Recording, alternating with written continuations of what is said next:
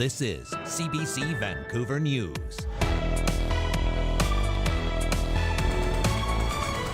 You can't go through something like that again. 2 years since catastrophe.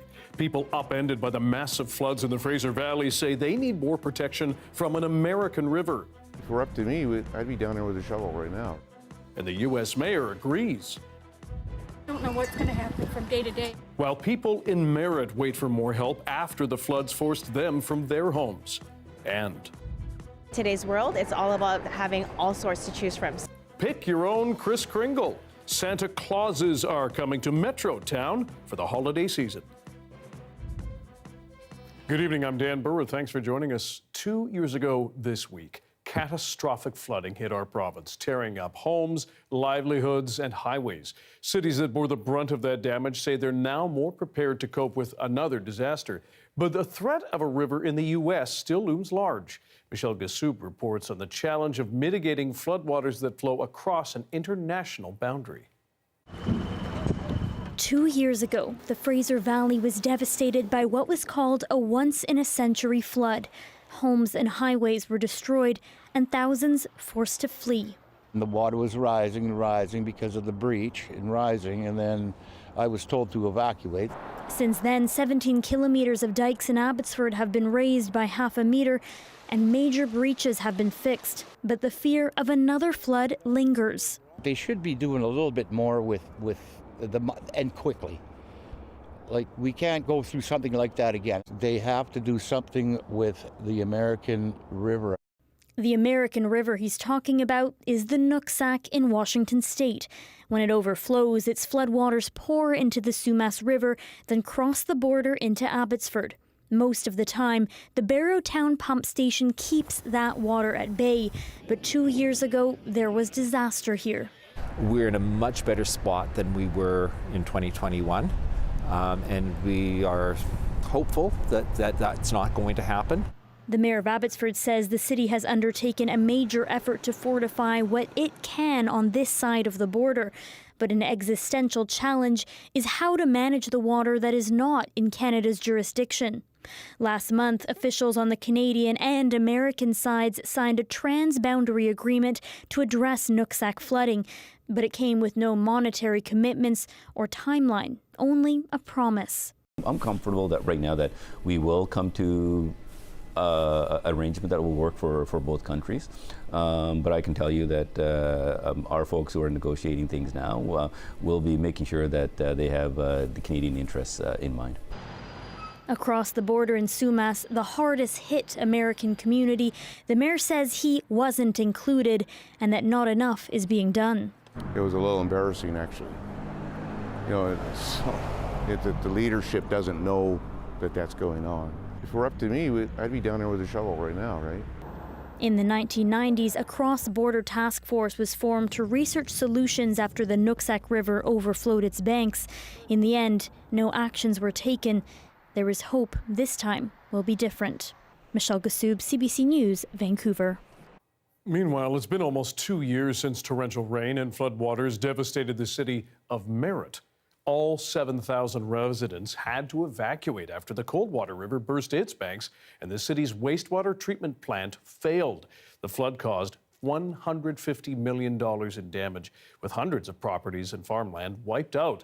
And 2 years later, some people are still waiting to return home. I lost my trailer. I now live in this motorhome, but it's home. What can you say? That's all I can do. I don't know what's going to happen from day to day. I just go each day I get up, and every day I get up is a new day. So. The mayor of Meritt says the city is still waiting on funding from the province and federal government to protect the community from future flooding.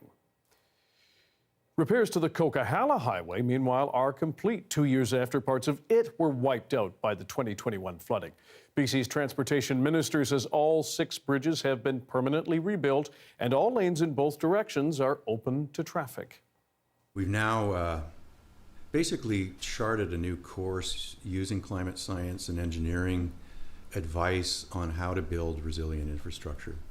And the new Coquihalla is built to a very strong standard. The highway's new bridges have deep piled footings and longer spans to withstand high water levels, rock protection to prevent erosion, and improved drainage along the road. A new report commissioned by BC's wine growing industry suggests they need a massive replanting of vineyards. The threat of climate change and viral diseases in vineyards is to blame. But replanting thousands of acres of grapes doesn't come cheap. The report indicates up to $317 million is needed.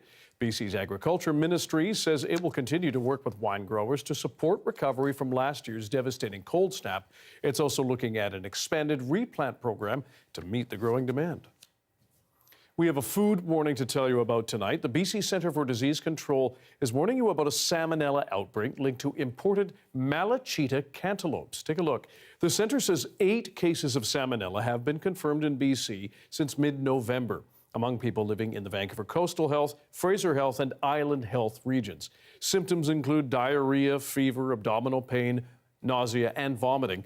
The centre is advising people not to eat Malachita cantaloupes that were sold from October 11th to November 14th. Instead, throw them out. The BC government says a new helpline and community funding worth more than $2 million will help tackle a concerning rise in racism and hate in our province. But as the CBC's Karis Hogg explains, the Human Rights Commissioner says there is a lot more work to do. Acts of hate and racism will not be tolerated. Rising tensions stemming from the war between Israel and Hamas, increasing incidents of anti-Asian hate, and hate directed at LGBTQS+ people. BC's Premier says a troubling rise in racism and hate has prompted the BC government to launch a new racist incident helpline. If someone reports a racist incident, it won't be passed on to police. Sometimes we experience it so often that we ourselves aren't sure, is this a crime? And so we are also reluctant to call the police if we're kind of second guessing, is this a crime or is it not a crime? Attorney General Nikki Sharma says the helpline is part of a wraparound approach to tackling hate and racism. She says work is underway to train and support police so they can properly investigate a hate crime when they see one. It's also important that our Crown Counsel is ready to respond to hate crime and take it seriously. And right now, the prosecution service is actively updating their hate crime policy. The racist incident helpline will launch in the spring once staff are trained. We know the urgency that this should be up and running as soon as possible. BC's Human Rights Commissioner, who has called for action on hate, says this does not go far enough. I was definitely underwhelmed. We know that it's time to move beyond nice words and into real actions. And I'm glad to see the province taking some steps in that direction. This doesn't go far enough and really doesn't address the majority of the recommendations that I've made to government. The helpline will be run by BC 211, available province-wide, and offer trauma-informed help. The province is also offering community groups up to $10,000 to fight hate-motivated violence. Karis Hogg, CBC News, Vancouver. The head of the Jewish Federation of Greater Vancouver, meanwhile, is applauding these new measures. He says police are investigating more than 24 hate-motivated acts against his community in the past month alone. This is a really challenging time. People feel unsafe. And often if people feel unsafe, that is enough to do serious damage to our community institutions. That's why what the province is doing right now in helping people to feel safer, that the province has their back, is a great start. Shankin says the biggest cost right now is security, and his group will keep pushing the province to provide guards. Prime Minister Justin Trudeau is facing criticism over his recent comments about the Israel-Hamas war. Trudeau called on Israel to use, quote, maximum restraint and cautioned that the world is watching. Last night, protests against the PM here in Vancouver got ugly, demanding he fully support a ceasefire. Rafi Boudjikanian has more. I urge the government of Israel to exercise maximum restraint. Justin Trudeau on the conflict in Gaza Tuesday night. The world is watching on TV, on social media. We're hearing the testimonies of doctors, family members. Words with no change in policy with regards to support for Israel, but the change in tone got a reaction from that country's leader just hours later. It is not Israel that is deliberately targeting civilians, but Hamas that beheaded, burnt, and massacred civilians in the worst horrors perpetrated on Jews since the Holocaust. And the forces of civilization must back Israel, he said. Call for ceasefire! You have to die! You have blood on your hands! Not long after that, Trudeau found himself hounded at a restaurant in BC by pro-Palestinian protesters.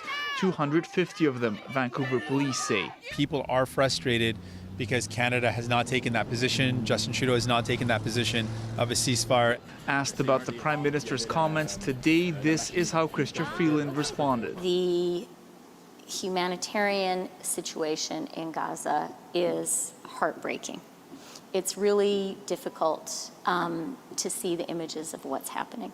While Jewish and Muslim community groups in Canada are unsatisfied for different reasons. Delivered sharply and curtly, with the accusation of Israel killing of women, killing of children, killing of babies, really was something that did not properly contextualize how we got here. The fact that the Canadian Prime Minister has clearly decried the killing of women and children and babies and has clearly said it needs to stop, we think that that is an important and a positive step, but we need to see more. Canada needs to take a leading role internationally in terms of advocating for a ceasefire.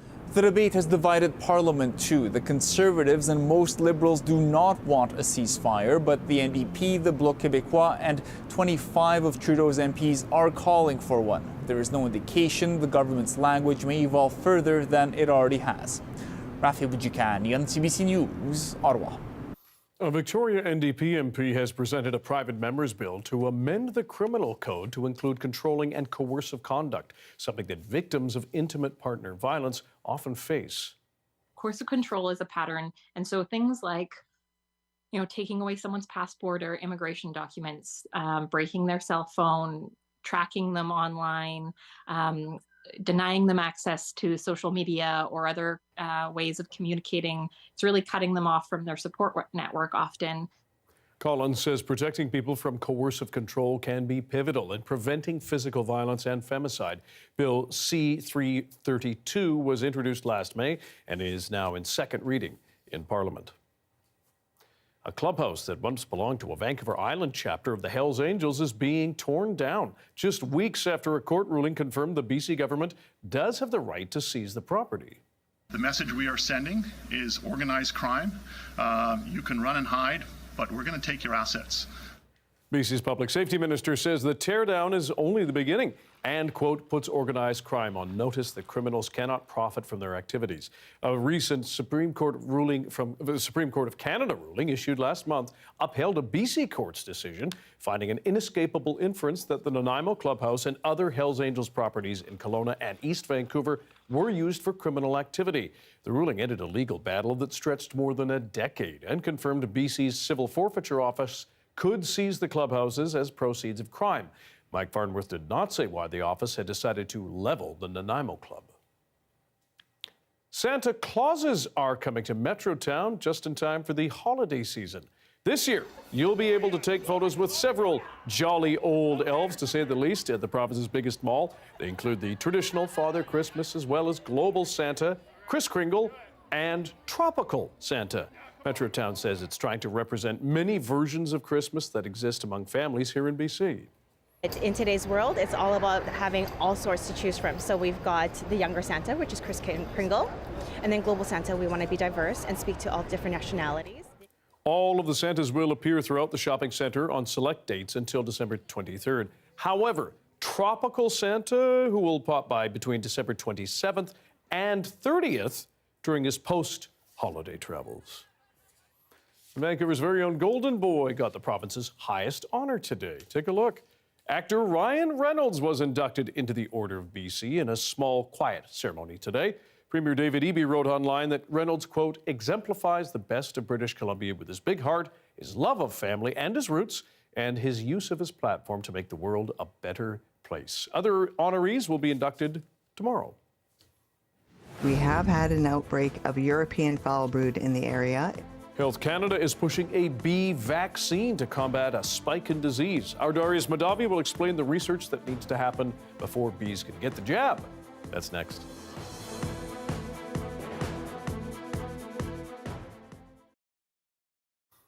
Hello to everyone watching our commercial-free live stream. Thanks for being here. Food inflation and food insecurity are problems across Nova Scotia.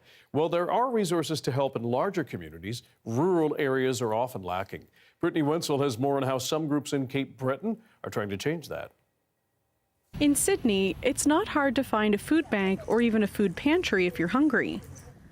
But along the scenic river, valley, and hills of the Margaries, getting help can be more difficult. We don't have a store on every corner. We don't have all of the amenities of larger towns and or cities. Liz Birch is a member of the Northeast Margaree Seniors and Pensioners Club. I certainly have seen struggle. We're blessed to have a community that is caring and helpful to one another. So I can't honestly say that I would have seen anybody who's, shall we say, down and out. But I certainly have seen where a single senior has no other options. That's something Kristen Muntz wants to help with. She's a part of an effort to get a branch of Meals on Wheels established in the Margarees. The Cheticamp branch provided 10 people with meals in the area as a part of a pilot project. But in order to expand, Muntz says it needs to be local. You know, it's about between 30 and 40 kilometers. So, and we only have one grocery store, a central grocery store. And it's tough for a lot of seniors to get out in the winter, let alone during the year, to be able to shop for groceries. It's not just seniors having trouble with food insecurity. The Margaree Food Security Program gives out gift cards to the local co-op to people in need. It started because of concerns there may be people struggling unnoticed. The rising cost of food. We are in a very rural area of Cape Breton. A lot of people depend on seasonal employment, and then there's employment insurance during the winter. We have a large senior population here who would be on a very fixed income. And it was the general feeling that things weren't going to get better. Area Councillor Blair Phillips has been getting increasing calls from people looking for help. A lot of times there'll be a senior who has lost their spouse, so their money is cut in half. So I mean, with the price of oil and just daily living, it's hard to make ends meet. Food insecurity is on the agenda for Inverness County Council's first meeting of 2024, and Council plans to collaborate with these organizations to tackle the issue of food insecurity, an issue that is becoming all too common in rural areas. Brittany Wenzel, CBC News, Sydney.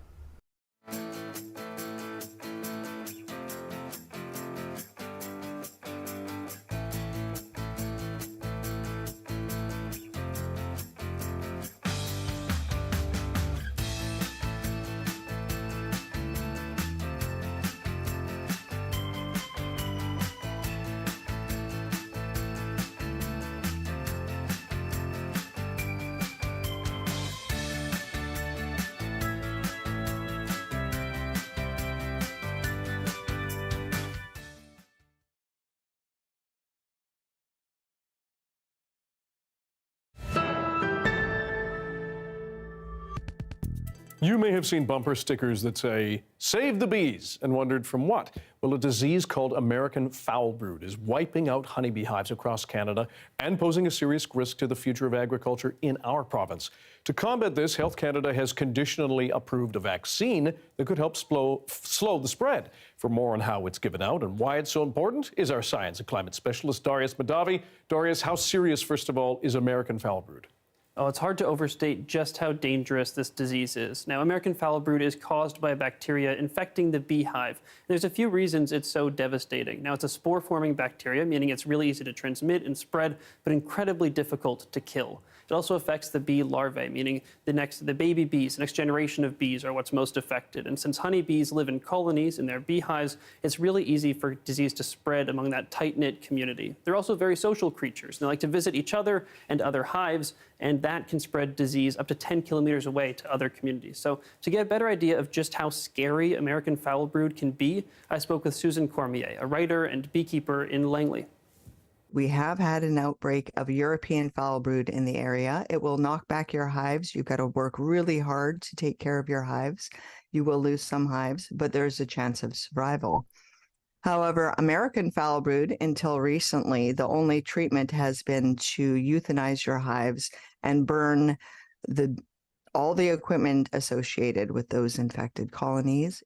Now, it's worth noting that unlike some other bee diseases, this does not affect our native bees, which tend to lead more solitary lives. But foul brood has also been growing as a threat in recent years. There are just more hives across the province. There's a trend that experts call bee havers versus beekeepers, people with good intentions that want to keep bees and help save them, but they don't do a great job of maintaining them, so disease can spread to other hives as well. And antibiotic use for animals is much more tightly controlled than it used to be. So there are very limited options for treating and preventing the disease, which makes news of this vaccine all the more welcome. So, not to put too fine a point in it, do the bees have to roll up their sleeves, their stingers to get the vaccine? How is this going to work? Fortunately, no. Can you imagine what a nightmare that would be? It has been tried, but the injection stressed the queen out too much. So this new vaccine is actually an oral one, and the way it works is very cool. So take a look at this. You can see that here, the worker bee takes in the sugar, the food that contains the vaccine. From there, the worker goes to visit the queen and feeds the queen royal jelly, which it secretes from a gland in its mouth, so it feeds the queen. Then what the queen gets, the royal jelly, also contains the vaccine. So from there, the queen passes that vaccine into her ovaries, and as she lays eggs, the eggs now contain the vaccine as well. So that means that as those eggs hatch and turn into larvae, those eggs already have the vaccine. They already have developed some immunity to the disease, and so they can greatly decrease the rate of infection among the larvae. So it's a very incredible mechanism. And so Health Canada, as we mentioned, has given the vaccine conditional approval. So take it, this is promising. What happens next? Well, so far the vaccine has been tested in the lab and in the field in Europe, but not yet in Canada. So next spring, Health Canada will start allowing some commercial operations to use the vaccine with veterinary supervision. But as BC's chief apiarist told me, there are other considerations beyond the results of those studies. The queen is generally replaced after 2 years. So the question is, for a beekeeper, is it worthwhile to spend that money to vaccinate a queen that will only provide service for 2 years? So you've got to think about the business as well as the science. The vaccine needs buy-in from the big players, but we can't forget our local beekeepers too. I asked Cormier if she would use the vaccine for her own bees. Absolutely. The research so far is amazing. It's not as good as I'd like it to be. It doesn't have a 100% efficacy rate. It's about a 30 to 50% efficacy rate at vaccinating against the disease. However, that's much better than what we've had in the past. So Dan, we'll have to see what results come in over the next year with these new studies. But even for the smaller local operations here in BC, there seems to be quite a buzz. Doris Madavi, Science and Climate Specialist. Thanks very much. Here's a live shot of the Port of Vancouver. Darius will have your BC-wide forecast next.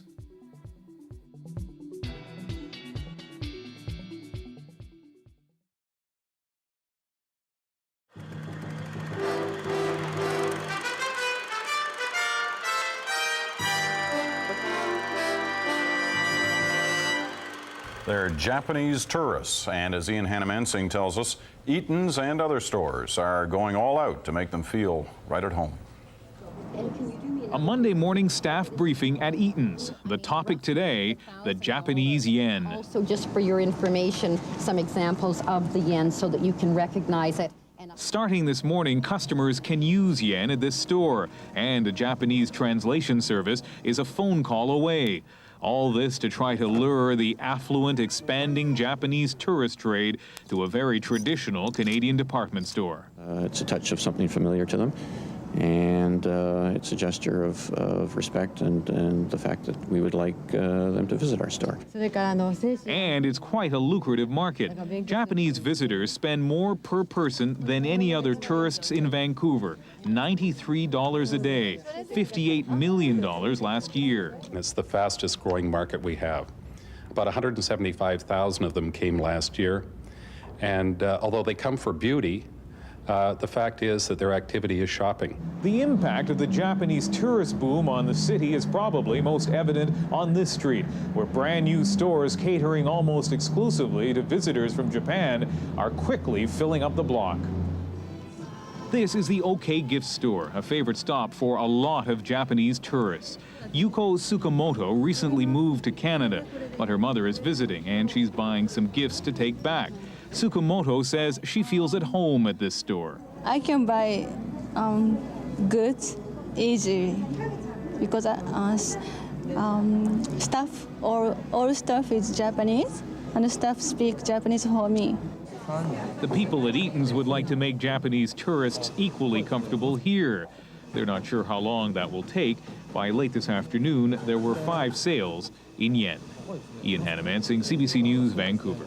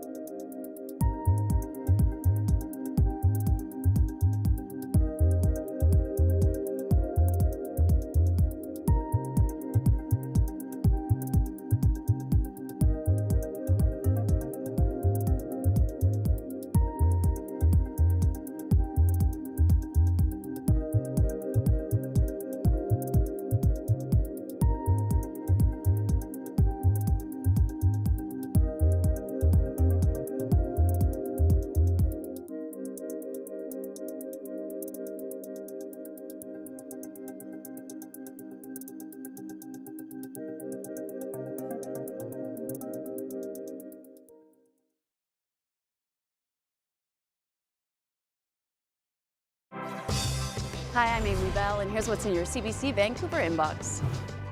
Join us for CBC British Columbia's annual Food Bank Day on December 1st. We're making the season kind with a special day of programming, all in support of local food banks across BC. This year, for the first time ever, you can watch our live stream of the day on CBC Gem and at cbc.ca/foodbankday. We'll see you on December 1st. The weather update is brought to you by Direct Buy Furnace. To cool and clean the air in your home, call Direct Buy Furnace. Installing Trane, the most reliable heating and cooling brand.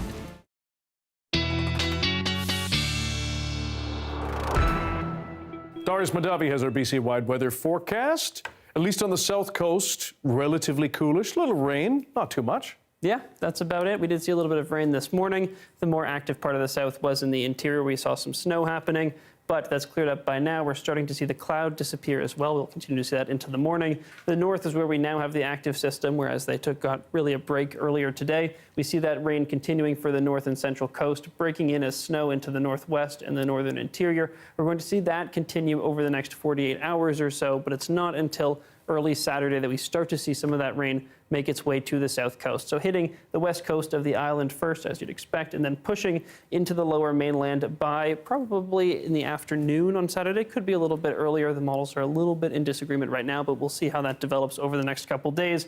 But expect that we might see some snow even on the local mountains, and then that system will continue to push into the southern interior. So Saturday for the south, really our first active day. But if we take a look here, you can see that over the next 48 hours, the north still very active. Plenty of snowfall coming, plenty of rain for the coast as well. So enjoy the break of sun and lack of cloud here in the south while it's here. But again, it's pretty relaxed days ahead. You can see temperatures in the southern interior, which are a little bit below seasonal right now, starting to come up over the next couple days. Here on the south coast, a degree or two below seasonal lately, and that should come up to normal as well. You won't notice too much of a change because we are around where we should be this time of year. And if we take a look at our conditions for tomorrow, you see all the activity happening up north, cloud from the Caribou and further north, but not much precipitation south of Prince George. And in the south, you can see where this cloud is here, starting to clear up as we get later in the day. So it should be a very sunny afternoon, as short as the afternoons are now. So enjoy it while it's there. And then you can see that we do have a little bit of cloud building in on Friday, but not until later in the day. Again, sunny morning, and then Saturday is our active day here in Vancouver. All right. Darius Madavi, thanks very much. Thanks, Dan. And that is your late news for Wednesday. Thank you for joining us tonight. For news at any hour, check our website, cbc.ca/BC. Your next local news is on the early edition on CBC Radio 1. That starts tomorrow morning at 5:30. Have a good night.